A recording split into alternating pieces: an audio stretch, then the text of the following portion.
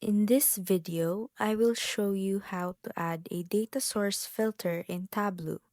First, log into your Tableau account. Once you're logged in, you will see your main dashboard. Next, go to the top part of your screen and click on Data. Hover your mouse over Superstore Data Source. From here, click on Edit Data Source Filters. After that, a pop-up window will appear.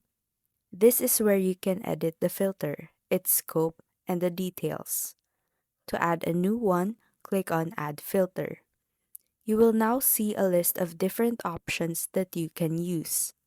Scroll through the list and select the one that fits your data best.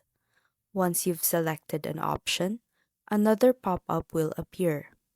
In this section, you can customize how you want the filter to behave and appear in your table. After you're done setting it up, click OK at the bottom part of the window. And that's how to add a data source filter in Tableau.